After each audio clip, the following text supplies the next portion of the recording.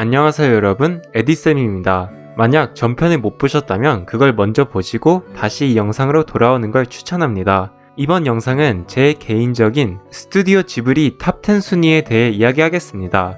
제 개인적인 의견들이니 참고만 해주시고요. 스포일러 덩어리이며 제가 과몰입하는 경우가 많아 주의하시길 바랍니다. 자, 이제 집중해 볼까요?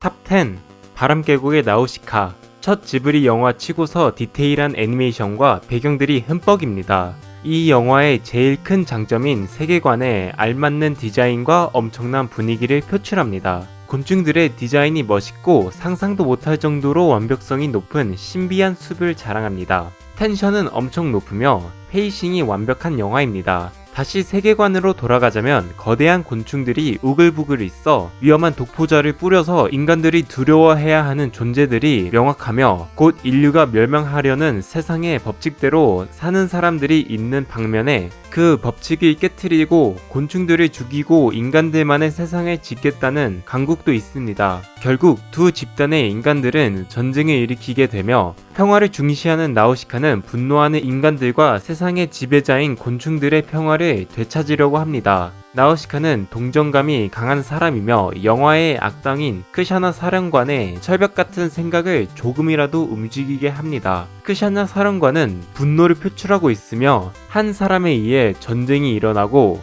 곤충들도 불러들게 된 불필요한 싸움을 합니다. 크샤나 사령관은 모든 것을 힘과 권력으로 해결하려 하지만 평화만 아는 나우시카는 이미 분노의 무서움을 체험해봐서 본인이 느꼈던 죄책감을 모두에게 전하려고 분노에 휩쓸린 곤충들의 충돌에 의해 죽습니다. 이성을 되찾은 곤충들이 인간들보다 먼저 폭력의 불필요성을 깨닫습니다. 정말 멋진 스토리 아닌가요? 그런데 억지스러운 이유로 나우시카는 부활하고 모두들 다시 평화를 되찾습니다. 메시지가 잘 전달되는 영화의 이야기 결말이 너무 허술해서 안타깝습니다. 그래도 이 영화엔 기억에 지워버릴 수 없는 황금 벌판 장면도 있고 재미있고 메트로이드, 스타워즈처럼 여러 SF를 연상시키는 영화입니다. 특히 저 곤충, 메트로이드를 닮았는데 혹시 저만 그렇습니까?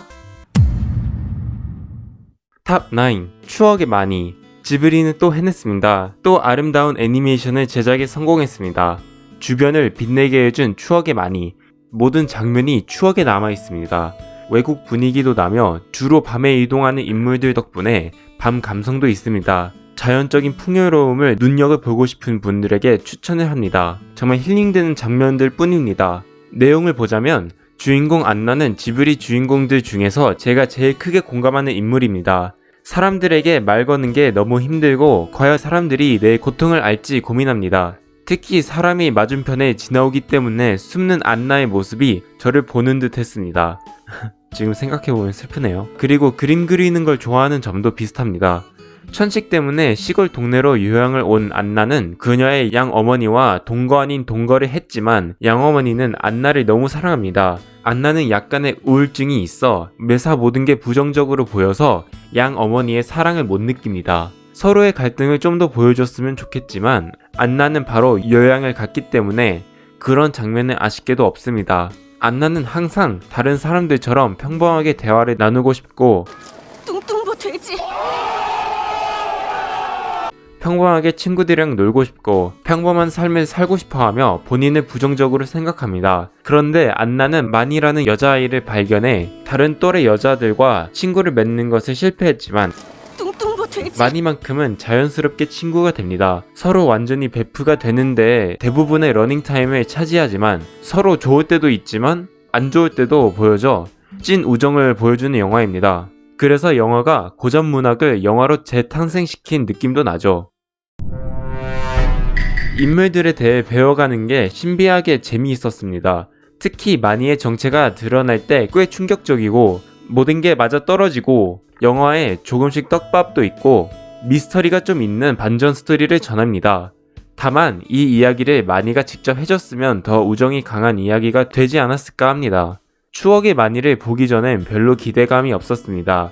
영화에 대해 대화를 나누는 사람이 없어서 랭킹의 중간쯤에 예상했지만 이렇게 제가 좋아할 줄은 꿈에도 몰랐습니다.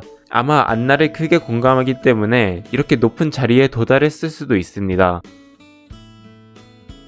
탑 8. 벼랑 위 포뇨. 이 영화에 퍼펙트하게 잘 만든 건 바로 인물들입니다. 지브리는 영화의 모든 유쾌하고 애정이 가는 캐릭터 특징을 이 영화에 다 쏟아부었습니다. 소스케는 착하고 책임감 있고 똑똑한 아이입니다. 약간 우미랑 비슷한 느낌이 나지만 소스케가 우미보다 훨씬 나은 건 찐 아이 같은 성격도 함께 지녔습니다. 소스케의 호기심이 강하기 때문에 바닷가에서 포뇨를 발견했으니 스토리에 제대로 연결이 되는 캐릭터이며 여러 생소한 웃음거리를 전달하는 꼬맹이입니다. 후지모토는 개그를 담당하는 악당이면서 그의 생각도 이해가 가는 분입니다. 지구의 생태계도 중요시 여기며 인간들의 악하고 더러움을 극혐하는 태도를 온몸으로 표현합니다. 캐릭터들이 이렇게 좋지만 이분과 비교하면 모두들 그냥 소라 껍데기입니다. 아무도 이분을 쫓아가지 못할 겁니다. 왜냐면 미친듯이 빠르게 운전하고 있거든요. 바로 소스케의 엄마 리사입니다. 그녀의 개그는 1등급이며 성격도 좋고 인간적이고 좋은 엄마 성품을 가지고 심지어 본인의 딸이 아닌 포뇨도 찐 딸처럼 대해줍니다. 리사와 소스케의 모자 관계도 낙지 빨판처럼 끈끈합니다. 소스케에게 엄청난 명언을 하며 소스케, 이 세상엔 운명이란 게 있는데 아무리 괴로워도 운명은 바꿀 수 없어. 아직 어린이 집을 다니는 소스케를 폭풍 속에서도 집을 맡기도록 신뢰합니다. 리사는 소스케의 장점을 알아 그에게 엄청난 일을 맡깁니다. 진짜 소스케 아빠는 뭐하냐. 그리고 바다씬도 공들여서 제작합니다. 니모를 찾아서처럼 살아있는 바다가 그림으로 보여지며 어울리는 아름다운 부금으로 바다의 아름다움을 한 번 더 깨닫게 됩니다. 바다의 위기도 표현하지만요. 벼랑 위의 포녀는 독특한 그림체도 갖고 있습니다. 꼭 색연필로 그린 듯한 잔디 배경입니다. 성 캄브리아란 소재를 이용해서 흥미로우며 이 소재가 영화와 관련성이 있습니다. 스토리는 무난하면서 흥미롭습니다. 벼랑 위의 포녀는 지브리의 인어공주이기 때문에 주제는 좋지만 이미 같은 주제가 많아져서 좀 질리는 판입니다. 그렇지만 전 절대로 리사의 멋진 운전 실력에 질리지 않습니다. 탑 7. 마녀 배달부 키키. 여기서부터 최고의 영화들만 설 수 있습니다. 보기 편안한 지브리 영화 하나 더 추가입니다.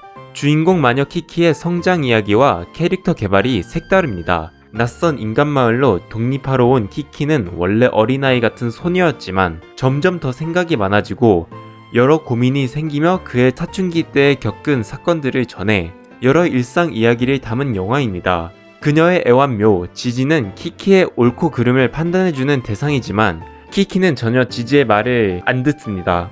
키키는 우르술라라는 친구를 사귀어 그녀의 멘토 역할을 해 자신의 꿈을 그려가도록 노력하는 모습만 보여줍니다. 그리고 톰보라는 남자아이가 있지만 얘는 그냥 사춘기 소녀 이야기의 사랑의 대상 역할로만 보입니다. 마녀 배달부 키키는 어른이 돼가는 쓴맛을 모든 측면에서 얘기해줍니다. 키키는 초반에는 빗자루 타는 게 너무나도 신났지만 이제는 빗자루 타는 게 전혀 즐겁지가 않게 되자 인생 자체의 행복을 잃게 돼 결국 슬럼프가 와서 더 이상 마법을 사용할 수 없게 됩니다. 마법이 없어 지지가 말을 못하게 되자 키키는 이제 어른의 도움 없이 혼자서 판단을 해야 된 상황에 처합니다. 딱 마지막에 그녀의 남친을 구하려고 빗자루를 타기 위해 다시 희망을 찾아 구해주는 이야기가 마무리 짓습니다. 제가 설명을 좀 빠르게 진행해서 그렇지만 엄청나게 주제를 잘 설명합니다. 청소년들이 겪는 시련을 잘 묘사했으며 슬럼프의 위험성도 보여줍니다. 하지만 어른스러워졌다고 나쁜 것만 있지 않습니다. 키키는 어떤 할머니의 집안일을 스스로 봉사해서 돕습니다. 진짜로 효도해야 하는 손녀딸은 파티하는 일이라 바쁘고 말입니다.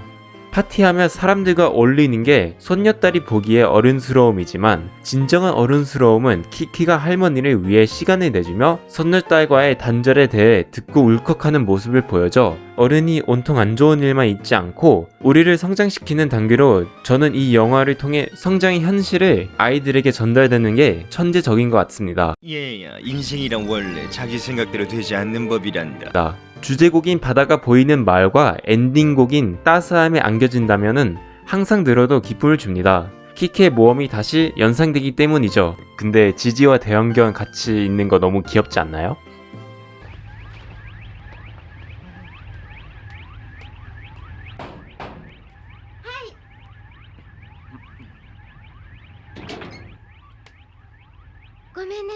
ご飯まだなんです。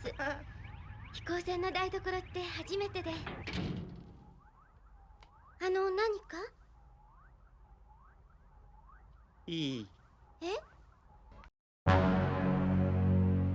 탑6 천공의 성 라퓨타. 멋진 애니메이션과 스팀펑크를 뽐내는 배경을 자랑합니다.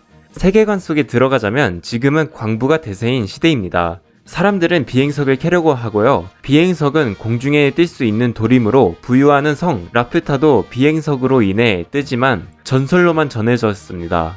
라퓨타는 한 번 여행을 보면 감탄할 것 같네요. 독특하지만 무너진 성이 뒤덮인 모습은 흔히 볼만한 광경이 아닙니다.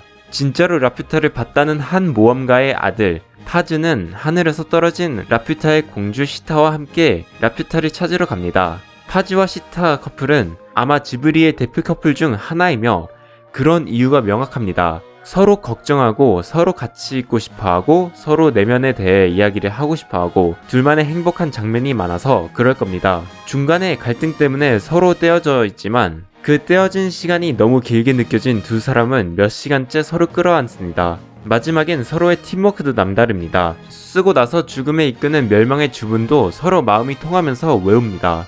제가 생각하기엔 이 둘이 최고의 지브리 커플로 저는 선정합니다. 같이 다니는 도라 해적단도 웃긴 인간들이며 도라 해적단의 선장 도라는 원래 거친 사람이지만 파즈와 시타의 여정을 통해 애정이란 걸 느끼게 됩니다. 파즈와 시타 둘만 마음속의 대화를 나눌 때 도라는 그들의 대화를 엿듣습니다. 함께 대화에 끼지 않지만 서로 마음이 연결되는 장면입니다. 죽은 줄만 알았던 두 아이들이 생존한 모습을 보고 눈물이 글썽거립니다. 좀 더 설명이 있었으면 하는 악당 무스타는 시타를 라퓨타로 갈 수 있는 열쇠로만 여깁니다. 파즈와 도라가 대하는 방식과 정반대입니다. 시타를 감금시키고 도망가면 머리카락을 잡아당겨서 데리고 다닙니다. 그건 좀... 인격성을 전부 잃고 권력만 원하는 한 남자 때문에 모든 갈등이 일어나고 팀원까지 배신해 혼자 남겨지다가 파즈와 시타가 그를 물리치게 됩니다. 대표곡인 너를 태우고는 아름답고 아련한 음악이어서 저는 개인적으로 혼자 남은 로봇 병사의 외롭지만 자연을 지키는 행복이 연상됩니다. 영화에 자주 틀어줘서 보기도 좋고 듣기도 좋습니다. 탑5 반딧불이의 묘. 어떻게 한 작품의 마음이 반으로 깨질 수가 있나요? 반딧불이의 묘는 그렇습니다. 일단 제일 크게 칭찬할 점은 분위기입니다. 영화는 대부분 전쟁의 무거운 분위기를 냅니다. 공군의 공격을 항상 두려워해야 하고 굶어 죽지 않기 위한 텐션이 있습니다. 살짝 기쁠 때는 무거운 분위기를 잠깐 동안 내려놓습니다. 다 끝나면 다시 돌아오고요. 그런데 이 영화에 나오는 사탕통에 있던 물체의 정체를 알 때에 느꼈던 소름이 생생할 정도로 하나도 장난을 안 친다고 알려줍니다. 주인공 세이타와 동생 세츠코는 현실적인 전쟁 고아로 잘 묘사되었으며 그들의 성격과 행동도 현실적입니다. 세이타는 세츠코의 보호자가 돼 큰 책임감을 감당할 수 없는 학생입니다. 너무 현실적이어서 동생 세츠코를 욕하시는 몇몇 사람들이 있는데요. 어린아이가 전쟁을 겪는 게 얼마나 힘든데 지금 우리가 사는 일상조차도 꿈을 꿀 수가 없는 상황에 얼마나 불편하겠습니까? 심지어 그들을 걷어줬던 아주머니와 갈등 때문에 두 남매는 스트레스를 받습니다. 세이타는 동생을 봐야 하는 처지라서 어떠한 일을 할 수도 없습니다. 그들의 모든 판단과 행동이 이 영화의 이야기를 만들어 나가며 참 잘 만든 이야기를 전합니다. 안티-정쟁 영화로서 애니메이터들이 전하고자 하는 주제가 명확합니다. 전쟁에 수많은 평민들이 고생을 하며 쓸데없이 수천 명의 사람들만 사망에 이끌게 됩니다. 지금도 전쟁이라는 게 존재해서 매우 안타깝게 느껴지는 영화입니다. 그리고 죽음은 갑자기 찾아오는 존재라는 걸 부모님을 통해 가르치게 되며 죽음을 어떻게 받아들일 건지에 따라 본인의 미래가 결정됩니다. 어린 세츠코가 이미 부모님께서 돌아가신 걸 알고 있을 때 어린아이로서 죽음을 아주 잘 받아들였다고 느낍니다. 후반은 세이타는 죽음을 못 받아들이게 됩니다. 이 영화를 엄청 좋아하는 이유는 죽음을 슬픔이 아니라고 말해줍니다. 죽은 자들의 영혼이 승천할 때 기쁜 모습으로 열차를 탑승합니다. 태평양 전쟁을 소재로 사용해서 한국에 논란이 된 영화여서 찾아보시기 힘들 겁니다. 유일하게 지브리 영화 중에서 자막으로 봤지만 보길 잘했다고 생각합니다. 탑4 모노노케 히메. 자연을 사랑하시면 이 영화를 좋아하실 거예요. 예쁜 자연 작화뿐만 아니라 자연 보호에 대한 영화입니다. 이 영화도 분위기가 살아있어 신성적인 분위기와 전쟁의 무거운 분위기를 둘 다 지니고 있습니다. 생명숲에서 생명의 신이 아시타카를 부활시킬 때 아무 음악 없이 그의 능력이 한 발자국 한 발자국 다가오면서 연출합니다. 특히 이 영화엔 매력적인 인물들이 많습니다. 친절하고 온화한 아시타카는 숲에서 온 재앙신 때문에 이제 곧 죽을 목숨이지만 희망을 잃지 않고 생명을 연장시킬 방법을 찾습니다. 그리고 아직 서로 신뢰가 가지 않고 인간을 혐오하는 원령공주 상과의 듀오가 이루어집니다. 반대 성격을 가진 두 인물이지만 서로의 장점과 단점을 동원해 힘을 합쳐서 에보시와 지코스님을 무찌릅니다. 일단 두 악당은 이미 아시타카와 인연을 맺고 그들만의 목적을 충족시키려고 합니다. 처음부터 주인공과 인연을 맺었다는 점이 영화를 자연스럽게 흘러가게 만드는 것 같습니다. 일단 생명의 숲을 파괴해서 개발을 하고 싶어하고 무기를 만드는 마을의 우두머리 에보시부터 보겠습니다. 에보시는 전쟁을 치러서라도 개발을 하려 합니다. 에보시는 잔인해 보이지만 그녀는 진심으로 마을 사람들을 소중히 여기며 재앙신의 피해를 본 사람들을 위해 생명숲을 타겟으로 정했지만 그게 결국 과도한 욕심으로 변질되어 버렸죠. 지코스님은 별 다른 이야기가 없지만 어마어마한 군대가 있어 에버시와 동맹을 맺고 아주 강력한 악당 듀오를 형성시킵니다. 심지어 아시타카의 애완동물 야쿠르는 말이 없지만 엄청난 캐릭터성을 보여줍니다. 아시타카가 죽고 나서 이제 본인은 자유의 몸이지만 그는 가만히 있어 아시타카를 향한 충성심을 보여줍니다. 영화의 내용이 삶과 죽음을 다루기 때문에 결말에 생명의 신을 노하게 만들어 모두 죽을 뻔했지만 이미 아시타카는 죽음을 경험했기 때문에 아시타카의 여정을 보면서 생명의 죽음이란 걸 깊게 생각하게 되는 것 같습니다. 자연도 생명이며 우리도 생명이니 모두 소중히 여기자는 것과 연결시킬 수 있어 천재적입니다. 그리고 증오도 다릅니다. 산이 인간을 증오하기 때문에 증오하는 자의 최후를 맞이할 뻔했습니다. 아시타카의 산에 향한 마음 덕분에 헤쳐나오게 됩니다. 인간들의 끊임없는 욕심을 보여줘 멧돼지들과 성성이들이 가득 찬 야생이 위험한 곳이지만 인간들이 더 위험하다는 걸 표현합니다. 모든 게 다 천재적으로 연결되는 영화입니다.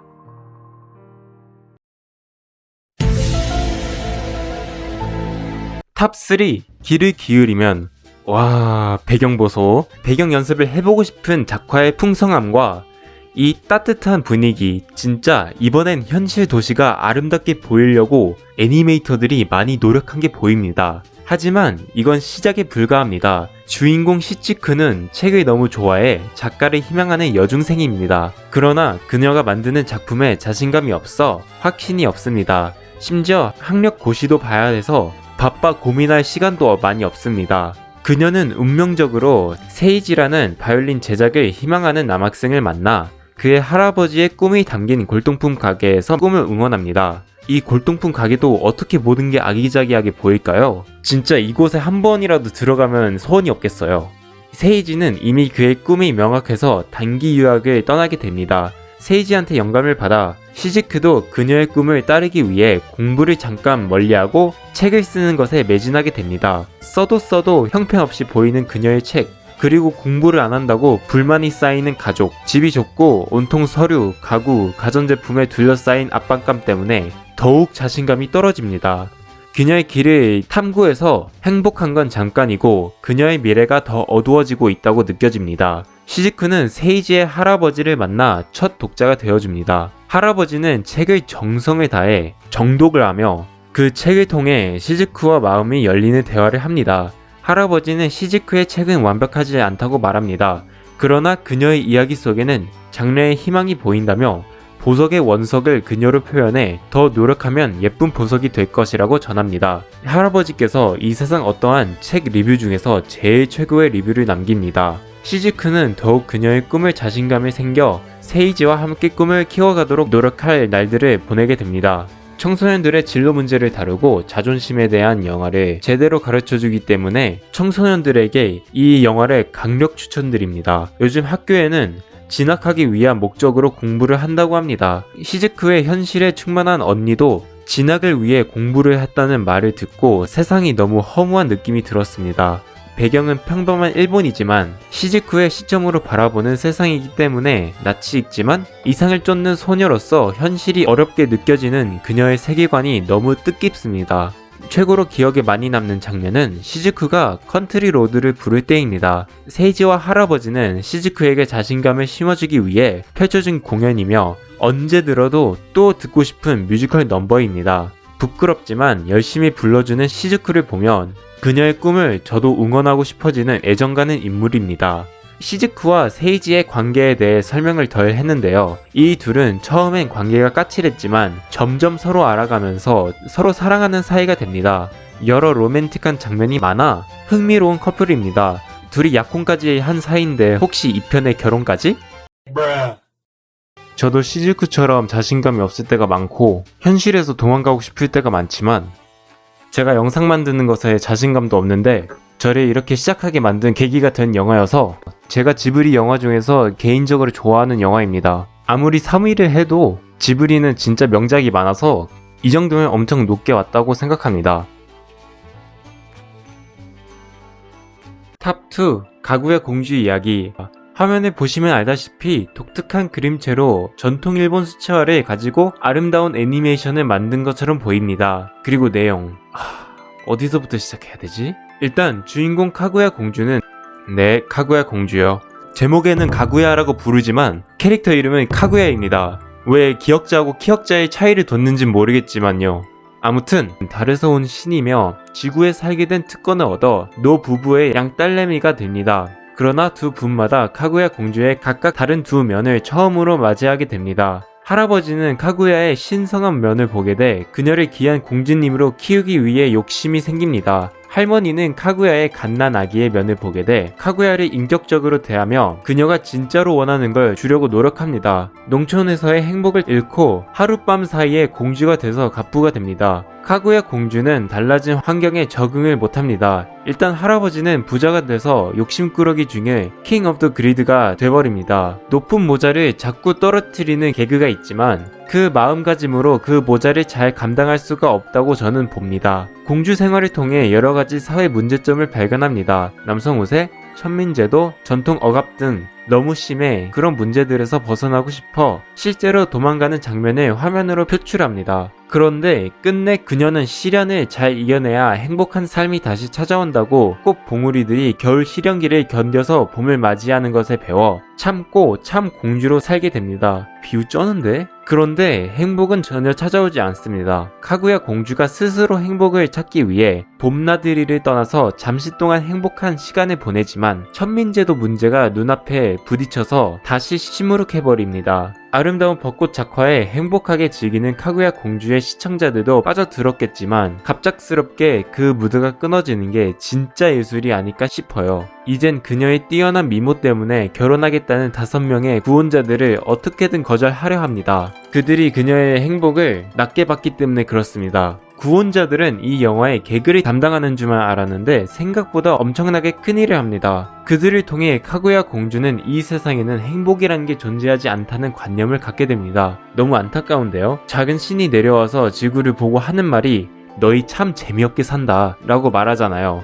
카구야 공주는 여러 생각 후 진짜 행복은 생명에 감사함에서 나와 생명의 소중함을 몰랐던 카구야 공주는 다시 달로 돌아가게 예정되었으며 데리러 올 때 날개옷을 입는 순간 기억을 잃게 됩니다. 카구야 공주를 데리러 오는 날은 절대로 잊을 수가 없는 장면입니다. 진정한 서스펜스가 느껴 카구야 공주가 무표정을 하면서 끌려갈 때 그녀의 부모님께서 슬피 마지막 작별 인사를 할 시간이 너무 짤막하지만 이때 여러가지 설명 못할 감정들이 저를 저격합니다. 이 모든 게 진행되면서 신박한 느낌이 들지만 어마어마한 인도풍 불금을 들려줍니다. 카구야 공주는 달로 가기 전에 마지막으로 지구를 돌아보고 눈물을 흘리고 달에 그녀의 갓난아기 모습이 등장합니다. 저는 이 장면을 이렇게 해석합니다. 기억은 실패 없이 지워졌지만 분명 지구의 슬펐던 마음이 기억 속이 아닌 심장에서 느껴졌기 때문에 왠지 모르게 지구를 보면 슬픔이 느끼게 되며 달로 돌아가고 새로운 인생을 살 때 어릴 때 마음껏 느꼈던 행복을 찾을 수 있을지 시청자들에게 물어보는 것 같습니다. 결말이 너무 전설급이고 스토리와 캐릭터들이 완벽하고 주제도 완벽한 가구야 공주 이야기였습니다. 최근에 처음 본 영화라 지금의 저로서 큰 타격감을 준 영화입니다. 하지만 1위 드디어 1위 센가치히로의 행방불명입니다. 이 영화는 너무 유명하고 뻔해서 좀 실망했을 분들이 계시지만 저로서 카구야 공주 이야기는 현재 저에게 타격감을 줬다면 센가치히로의 행방불명은 어릴 때 예전에 저에게 큰 타격감을 줬습니다. 센가치히로는 저의 애니메이션 사랑을 준 작품 중에 하나이며 어릴 때는 무서워서 자주 보고 싶진 않았지만 이젠 부모님이 돼지로 변하거나 가오나시가 스토커처럼 빤히 쳐다보는 게 신경 쓰이지 않아서 애니메이터들의 창의성을 일일이 짜내서 만든 걸작품을 존경하게 됩니다. 이 영화를 어떻게 설명할까요? 꼭 꿈을 꾸고 있다고 할까요? 전혀 생각지도 못한 신들의 세계로 입장한 후 고립감이 크게 오는 치히로의 시점으로 스토리는 전합니다. 낯선 주민들밖에 없는 이곳, 이미 겁이 많고 판단력이 흐린 소녀인데 더군다나 이름까지 낯설게 뺏겨버립니다. 심지어 이곳 주민들은 인간들을 탐욕적인 동물 인식이 있어서 치히로를 왕따시키지만 평소에 인상 깊게 봐왔던 인물들과 함께 깊은 생각으로 만든 목욕탕을 통해 치히로가 어른으로 발전하고 주변 사람들도 그녀를 목욕탕 인원으로 받아들이게 되며 하쿠랑 함께 울지 않고 다시 인간 세계로 돌아갈 방법을 찾습니다. 하쿠와 치히로의 관계는 서로의 목적 달성이 비슷한 점에서 깊다고 봅니다. 솔직히 서로 자주 보는 일이 없어서 좀 아쉽지만 마지막 장면 덕분에 서로의 관계가 강하게 보여집니다. 최강의 악당인 유바바는 이 둘의 이름, 즉 정체성을 뺏어서라도 일을 하도록 하는 악마 같은 악당입니다. 하쿠를 필요 없을 때까지 사용해 먹고 치히로에겐 어떤 끔찍한 벌을 줄지도 모르는 사악한 마녀입니다. 뭐 또 다른 벌이 있겠어요? 가오나시 한 인물 때문에 영화 내에서 신들의 인간 인식이 조금이라도 바꿨을 수도 있다고 봅니다. 치히로와 하쿠와 달리 가오나시는 목표가 희미합니다. 그 대신 욕심으로 충족시키기 위해 불필요할 정도로 음식을 많이 섭취하면서 목욕탕 임원들은 금에 환장해버렸죠. 치히로랑 친구가 되는 걸 최종 목표로 삼았지만 그의 계획이 완전히 틀어져서 분노를 참지 못합니다. 치히로의 도움을 통해 가오나시의 욕심을 다 토해내게 하고 자신의 찐 목표를 찾는 길을 마련해 줬습니다. 기차 씬은 가오나시처럼 갈 곳을 잃은 사람들이 탑승하며 시외 곳곳 돌아다니는 장면을 보여줍니다. 말 한마디도 없고 기차를 타면서 여러 광경을 보며 쓸쓸하지만 강한 임팩트를 주는 장면이었습니다. 자잘하게 더 알고 싶은 인물들도 많아요. 유바바와 제니바는 갈라지기 전에 어떤 관계를 유지했을까요? 가마하라범은 도대체 어떤 세월을 보냈길래 귀한 기차표를 얻었을까요? 린이 꿈꾸는 다른 마을은 어디일까요? 그리고 보우는 커서 뭐가 되길래 벌써 씨름 선수가 되었을까요? 잘 만든 캐릭터들과 강한 이야기를 통해 여러 연령대를 맞춘 영화입니다. 뭐 아이들이 보기에는 좀...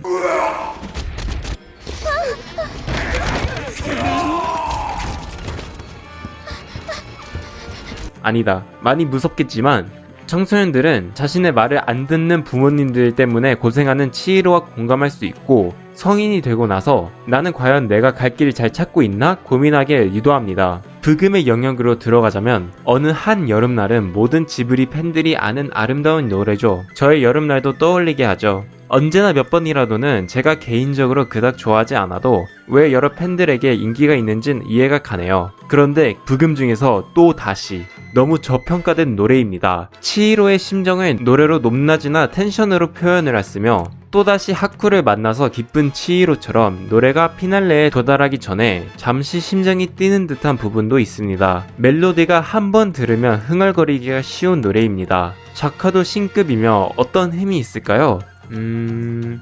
신들의 세계가 생각보다 너무 개방적인가?